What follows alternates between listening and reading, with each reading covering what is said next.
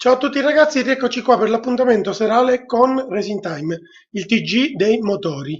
Allora, finalmente ce l'ho fatta, finalmente riesco a farvi vedere una cosa che mi trascino da un po' di giorni, diciamo che è il mio regalo di Pasqua, ma ce n'ho pure un altro perché ieri vi avevo detto a denti abbastanza stretti che Vasser era alla caccia di tecnici.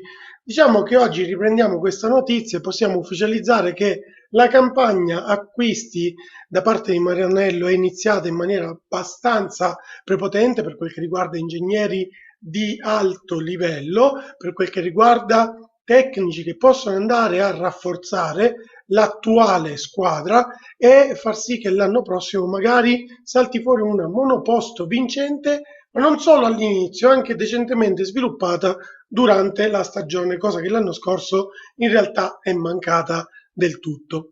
Detto questo, ragazzi, questo che cosa vuol dire? Che la notizia oramai è ufficiale. Ieri l'abbiamo accennata, oggi è uscita in maniera prepotente su tutti i media, i social media e via discorrendo, assieme anche ad altro, a quello che abbiamo anticipato oggi, cioè il fatto che la Ferrari abbia fatto reclamo e abbia richiesto la revisione del caso riguardo alla penalità data a Sainz. Quindi una Ferrari che da un lato cerca di raddrizzare un po' una stagione partita male, ma non per colpa dell'attuale gestione, e dall'altro lato una Ferrari che cerca di potenziarsi. Ora, fosse per me, io prenderei subito il pezzo da 90, però vi dico anche un'altra cosa. Assieme al fatto che appunto è partita la campagna acquisti, vi aggiungo che Vasser ha, come dire, per quel che riguarda il tecnico di spicco, libertà,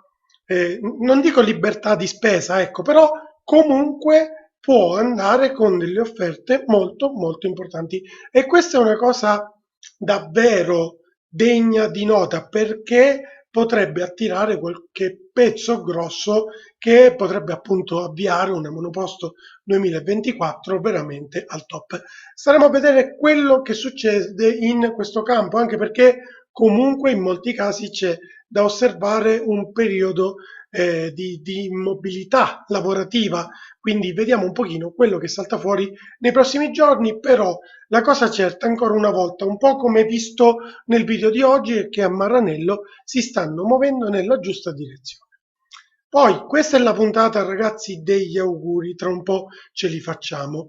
Che cosa vi faccio vedere? Vi faccio vedere a questo punto della puntata perché non voglio farla troppo lunga nel parlato perché poi, come potrete vedere dal minutaggio, c'è tanto altro ancora da vedere, ma non potevamo mancare l'appuntamento con i commenti. La pole position di oggi l'ha fatta Edoardo Grassi, seguito da Giuseppe Sorrenti, Francesco Zito, Giuseppe Terranova, Michele Dell'Aquila, Andrea Zappalà e Mario Alberto Terrilli. Poi ci sono i commenti presi a casaccio da YouTube, che sono quelli che praticamente mi mostra per primi e non so per quale motivo. Abbiamo Rodigian, poi Francesco Zito ancora, Antonio Falfari, Carlo Varini, Vito Froio e Marco F. Poi vi voglio far vedere anche un altro commento che quando scrollavo per andare in giù a prendere i primi mi è saltato fuori, mi è venuto agli occhi ed è un commento che mi fa molto molto piacere. Lo fa Roberto Castelli che mi scrive alla fine: ormai per noi sei come un parente. Questa è davvero una frase veramente bella. E allora, prima di lanciare il resto del video, vi volevo fare tanti cari auguri di una buona e serena Pasqua. Passatela nel migliore dei modi, divertendovi, e passatela veramente in maniera serena. Poi ancora volevo fare un ringraziamento a Davide Brusciano che oggi con un messaggio breve, me l'ha mandato via WhatsApp, è uno di voi, mi ha dato veramente un bell'insegnamento e quindi lo volevo ringraziare. Mi ha davvero toccato nel profondo.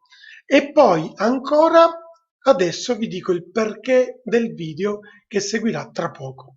Allora ragazzi, spesso mi sentite lamentare del DRS, di questi sorpassi stile autostrada, delle gare poco spettacolari, delle gare con troppe intrusioni esterne. Allora, questa parte che segue adesso a Racing Time va, come dire, la dedico, ecco, ai più giovani, ai giovanissimi, a quelli che hanno iniziato a seguire il motorsport da pochissimo tempo e quindi questo conoscono. È una gara che vi propongo, la fase finale di una gara, sono più o meno una quindicina di minuti, però ragazzi che vi fanno capire che cos'era un sorpasso vero, che cos'era un duello, che cos'era una gara totalmente incerta fino alla fine, ma per il merito delle macchine e dei piloti. Una gara che a un certo punto sembra scontata e allora se la reinventano. Ci sono tre campioni assoluti, Senna, Mansell e Prost, che si sfidano in maniera incredibile. Quando tutto appare scontato, pam! Quel qualcosa che non ti aspetti salta fuori per un arrivo da brividi. Allora, non vi anticipo più nulla, non mi voglio spoilerare più nulla, però vi consiglio di guardarla fino alla fine perché apprezzerete di più le radici del motorsport e della passione, perché oggi, ripeto, è un po' tutto troppo artificioso, allora lo era molto meno e vi invito a guardare questa rimanente parte del video per innamorarvi ancora di più del motorsport. Cos'altro aggiungere? Che il commento è in inglese, però quantomeno i più giovani parlano tutti inglese, quindi potete senza problemi seguirlo. Non l'ho trovata col commento in italiano, però veramente godetevela così. Potete metterla anche muta perché è talmente bella e spettacolare che comunque ne trarreste divertimento, giovamento, tutto quanto. Infine, guardate quanto erano belli i sorpassi studiati, quello che tu dovevi seguire per tanto tempo un avversario, capire qual era il suo punto debole, provarci la prima volta, non ti risulta, ci provi una seconda volta, ma salti in piedi sulla sedia perché è un sorpasso vero, è un sorpasso studiato, costruito e poi anche rischiato, non è come quelle cose che tu arrivi dietro, papà, suoni il clacson, c'hai 30 km/h in più, fum, esci dalla scia pure mezz'ora prima e vai. Ecco, questa è la differenza. Quindi buona visione, ancora tanti cari auguri, buona Pasqua. Ci vediamo in questi giorni, ragazzi, state tranquilli, perché comunque anche se, come dire, facciamo un po' di vacanza a Pasqua e Pasquetta, non è detto che vi lasci da soli. Domani sarò in pista, però se vengo presto e se a fine giornata c'è qualcosa di cui discutere, io ci sarò. Ma qualcosina, qualche piccola cosa la prepareremo comunque.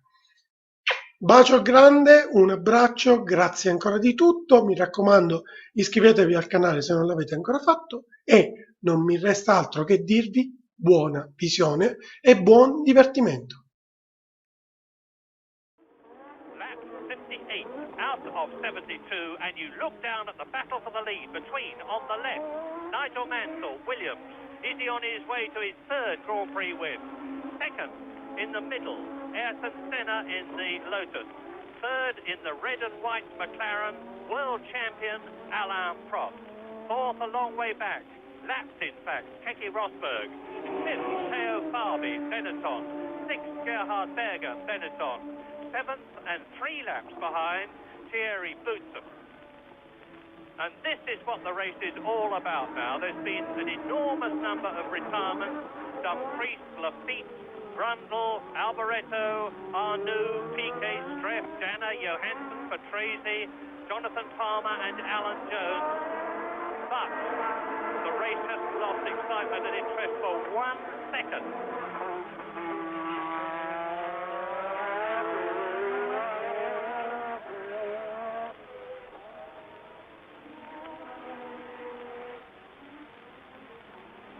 Well, 72 laps. Some of you reading the publications may think that this is a 73-lap race, but as is not infrequent these days, a decision was made to cut the race time for distance by a lap, and Senna is now really harrying Nigel Mansell. Two of the most determined drivers in Grand Prix racing, and Senna showing his front wheels to Mansell. and Mansell won't let him through if he can avoid it. Prost is gaining. Yes, and I think Prost is going to sit off this battle a little bit for the moment because he's probably wary that these two might get a bit emotional.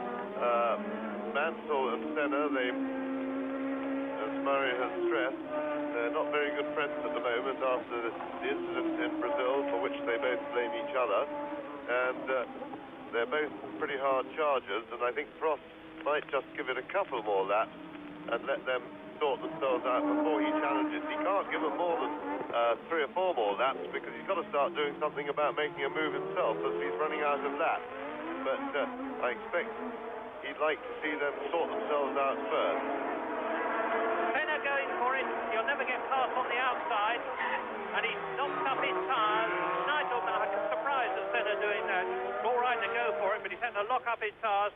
It's not inconceivable that he might have flat spotted them, which would throw the balance of the car, but I don't think for one moment he did.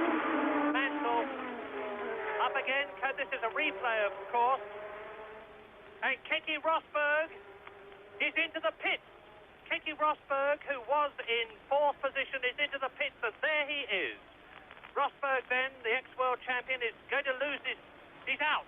And he's still ahead of Teo Fabi and Bergo, and there is Senna trying again. And onto the grass goes Senna. Out of the pit comes Rosberg.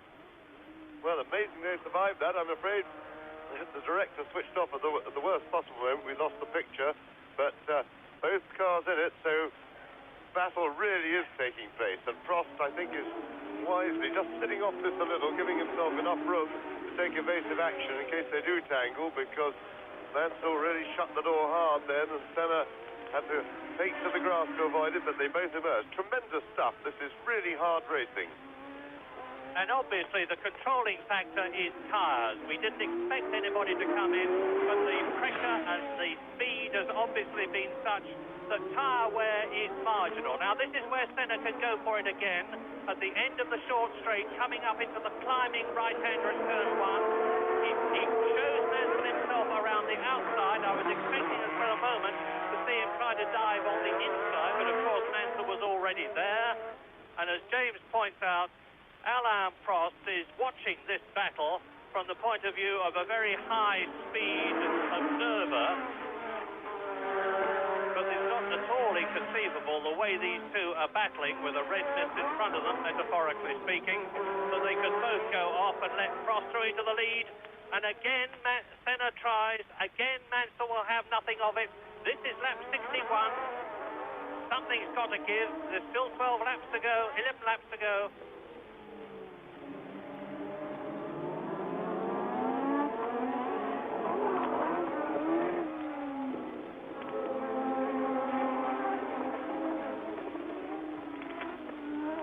I suspect that Nigel Mansell is battling to preserve grip for his Williams car powered by Honda engine with tyres which are going or may even have gone off. They get a bit grainy, they lose grip, but it is definitely marginal because he wouldn't be able to go as quickly as he is going if it wasn't another lap. This is the hairpin into the straight, the longest straight, which is only half a kilometre long. Up to turn 1 they go again. The first 3, Mansell, Senna, Prost virtually as one. Rosberg is still 4th, notwithstanding his pit stop for tyres. But now Teo Fabi in 5th position is starting to catch the McLaren of 4th place man Rosberg. And Senna is all over the gearbox and rear wheels of Nigel Mansell's Williams. A fabulous race. I said it reminded me of Spain in 1981 when Villeneuve, in exactly the same sort of situation that Mansell is in now, calmly led from the front in an evil handling Ferrari, kept the others back simply because he had got the power on the straights with his turbo engine to punch away, and he won, and the first 5 holes were covered by 1.24 seconds. Now, the gap, as as they come up to turn 12 with very few Spanish spectators to see them is about 0.7 seconds between first and third, even less than it was in that epic in 1981. The world champion of 1985 in third position. Potential world champion Ayrton Senna in front of him, and Nigel Mansell leads. Just wonder in all this tremendous excitement whether the three drivers we're looking at have all been fully mindful of their fuel gauges and looking after fuel. Remember, it's 25 litres less than they were allowed last year. And the temptation, of course, when defending a position is just to wind that boost up for a little bit, if only for the straight, the one overtaking straight coming up past the pit. But you do that a few too many times. Senna climbing all over the back. He's having a look, and he's inside Mansell. And he certainly was going for the opportunity in there. Of course, Prost is lurking, ready to pick up the pieces of any indiscretion or mistake. Lap 63. Look at this replay and watch Senna go for it on the inside and watch Nigel Mansell say, "Oh, no, you don't." I suspect Nigel Mansell is grimly enjoying this, because this time, being in the lead, he's got the whip hand, and Senna is through! Senna is through, and Prost is through! Incredible! As I say that, in the twinkling of an eye, Nigel Mansell goes from first to third. Senna is back in the lead, and can Prost catch him? Yes, and still unfortunate for Mansell, but that's the price you pay, because Senna squeezed him and he fought for that position. There he is, and he didn't give way, but that lost him momentum out of the corner because he had to back off, and that, of course, carried Prost through. Had Nigel admitted the corner before, and Mansell's in the pit. This is it. Mansell has decided that he'd been hanging on tired rubber. Now that he's lost the place, he's got fresh tyres on again, and we're going to see an absolutely fantastic charge from lap 64 to 72. It was a tremendously fast pit stop. To be honest, I didn't see whether they put 4 new tyres on or less. I think and suspect it was just 2 new rears. But anyway, Nigel Mansell now in third position, fighting to get back on terms with this man, Ayrton Senna, and the man behind him, the cagey Frenchman, world champion Alain Prost. And the gap is 5.5 seconds now between Senna and Prost. And you can see the gap between Prost and Mansell. Mansell is going for second. Yes, Mansell's going to have him caught by the end of this lap. So that was a very good and brave decision by Mansell to dive for tires at the end of the lap when he got his lead taken away from him. He's absolutely flying, and he's certainly going to catch Alain Prost, and he could well catch Ayrton Senna. 8.7 seconds between this man, Ayrton Senna, the leader, and a grimly determined charging Nigel Mansell on new tyres. 8.7 seconds.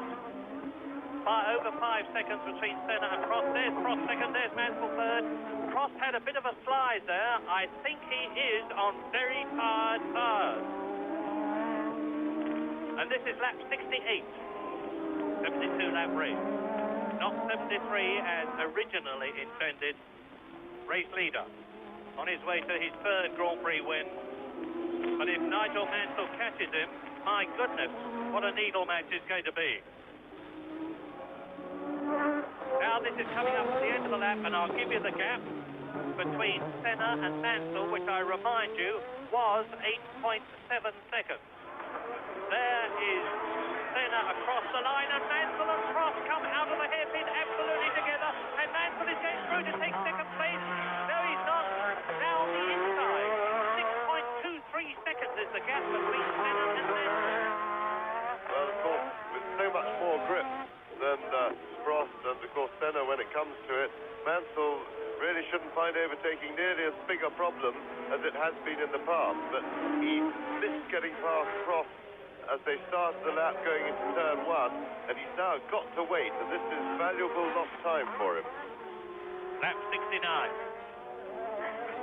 Yes, the Prost is making it very difficult for Nigel Mansell to achieve his objective, which is not so much to finish second, because I think Nigel will be fairly relaxed about getting past Prost, but to catch Senna and take him. I don't think he can do that, but he can well finish second.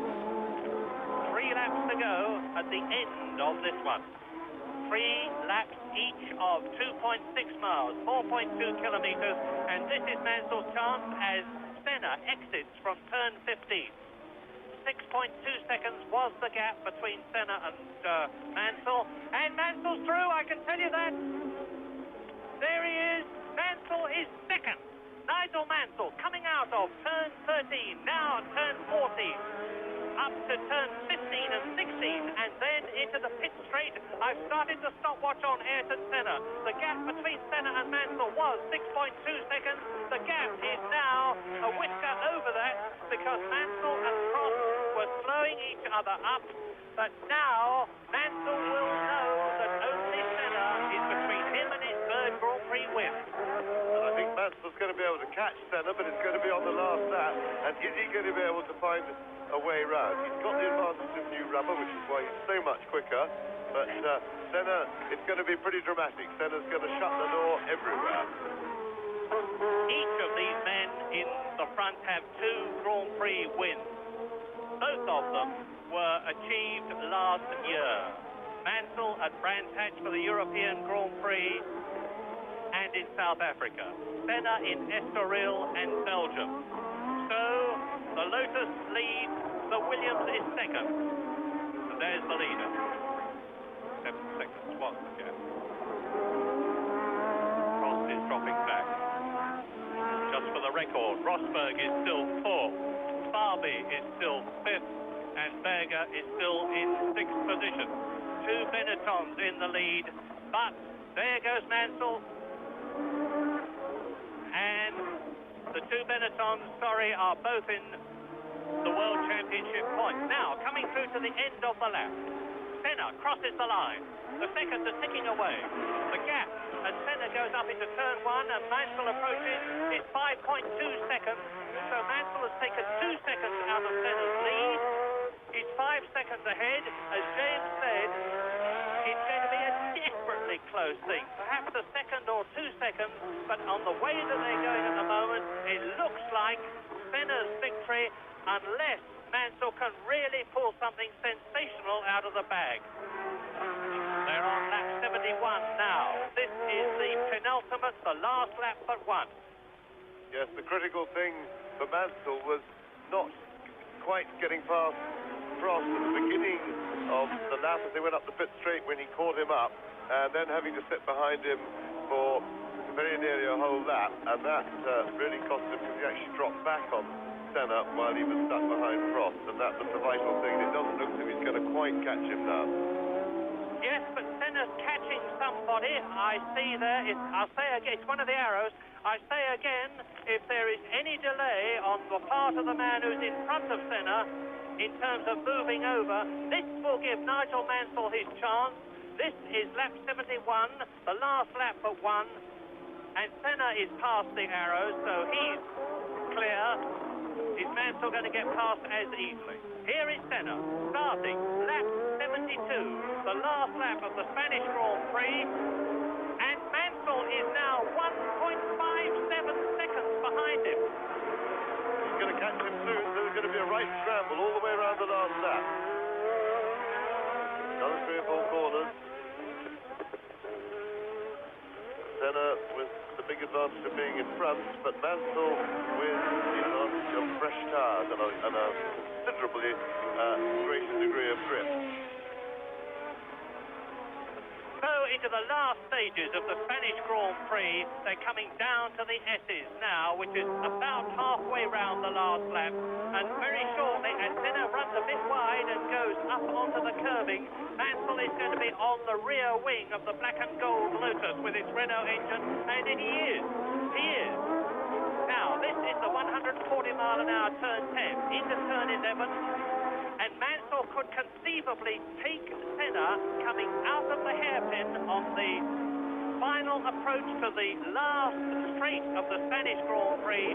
It's all going to depend on the exit from turns 14 and 15, which they're approaching now. Then into turn 16, the hairpin. It's going to be one of the closest Grand Prix finishes, whatever happens, that we've seen for a long, long time. They're coming up to the hairpin now. This is it. Down into second gear, and Mansell, if he gets it right, can sprint out of the rear wing of Senna's car. Senna moves across. He's keeping Mansell back, and he wins.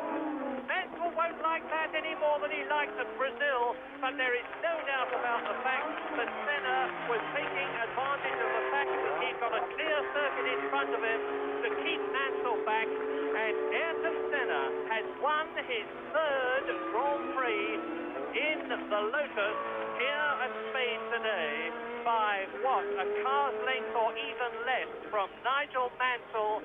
A brilliant drive by both of them, with Alain Prost in third position. He's still to come home as the Frenchman at the end of the Spanish Grand Prix, but what a fantastic finish